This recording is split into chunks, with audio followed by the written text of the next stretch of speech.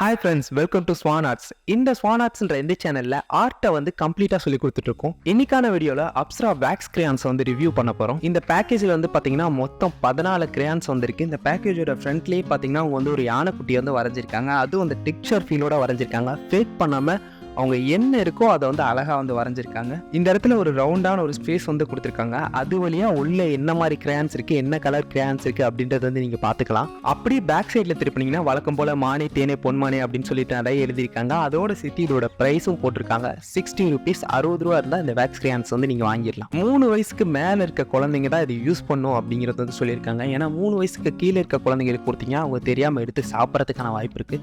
So அதெல்லாம் வந்து 3 வயசுக்கு மேலே இருக்க குழந்தைங்களுக்கு வந்து இந்த வேக்ஸ் கிரேயான்ஸ் வந்து கொடுங்க. ஒருவேளை ரொம்ப குட்டி குழந்தைகிட்ட இந்த கிரேயான்ஸ் வந்து கொடுத்துட்டீங்கன்னா அது வந்து எடுத்து சாப்பிட்ரும். எங்கடா கண்ணா இங்க இருந்த கிரேயான்ஸ் காணும்னு கேட்டீங்கன்னா ஆமா சாப்பிட்டேமா அப்படின்றோம். அப்புறம் நம்மளால ஒன்றும் பண்ண முடியாது.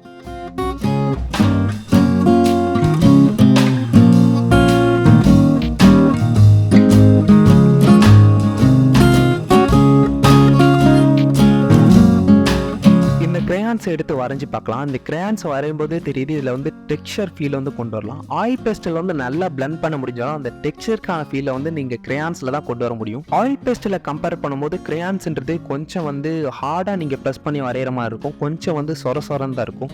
நீங்கள் இந்த கிரேயான்ஸ் வந்து பிடிச்சி எவ்வளோ நேரம் கலர் பண்ணாலும் உங்கள் கையில் வந்து கொஞ்சம் கூட ஒட்டாது. அதுதான் வேக்ஸ் கிரேயான்ஸில் இருக்க ஒரு பெரிய பெனிஃபிட். நான் இதில் வரையும் போது நிறைய டெக்ஸ்சருக்கான ஃபீலிங் வந்து எனக்கு வந்து கிடைக்குது. ரொம்ப ப்ரெஷர் பண்ண ஆரம்பிச்சுன்னா அது வந்து சின்ன சின்ன தூளாக வந்து உடையுது. பட் நான் ரொம்ப வந்து ப்ரெஷர் பண்ணிக்க விரும்பலை. ஆயில் பேஸ்டலோட கம்பேர் பண்ணும்போது இது பிளண்டிங் வந்து பார்த்தீங்கன்னா கொஞ்சம் பெட்டராக தான் இருக்குது. ரொம்ப ஸ்மூத்தான டிரான்சிஷன்ஸ் வந்து கொண்டு வர முடியல. ஆயில் பேஸ்டல் அளவுக்கு இது ரொம்ப டீப்பான கலர்ஸ் வந்து கொடுக்கல அப்படின்றத நான் சொல்லணும். இவ்வளோ பெனிஃபிட்ஸ் வந்து ஆயில் பேஸ்டல் இருக்கும்போது நான் ஏன் கிரேயான்ஸுக்கு வரணும் அப்படின்னு கேட்டிங்கன்னா, நீங்கள் கிரேயான்ஸில் வர டிராயிங்கை ஒரு நோட்டுக்குள்ளே பேப்பருக்குள்ளே வந்து வைக்கும்போது அது வந்து பேஜ் கூட பேஜ் வந்து அந்த அளவுக்கு வந்து இன்ட்ராக்ட் ஆகாது.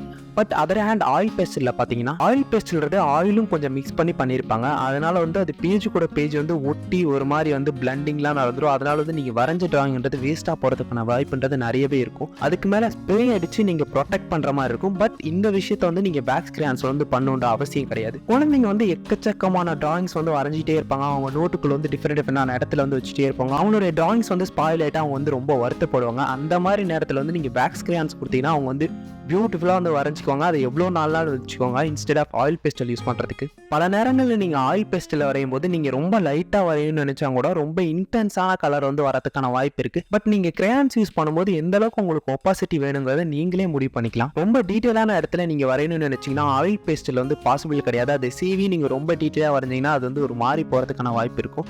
பட் நீங்கள் கிரேயான்ஸ் வந்து அதை வந்து ஷார்ப் பண்ணிவிட்டு அதை வந்து ரொம்ப டீட்டெயிலான இடத்துலலாம் வந்து நீங்கள் கிரேயான்ஸ் வந்து யூஸ் பண்ணிக்கலாம். கிரேயான்ஸை நீங்கள் ரொம்ப அஃபோர்டபுளான ப்ரைஸில் வந்து வாங்கலாம். 10 ரூபாயிலிருந்தே கிரேயான்ஸ் வந்து ஸ்டார்ட் ஆகும்.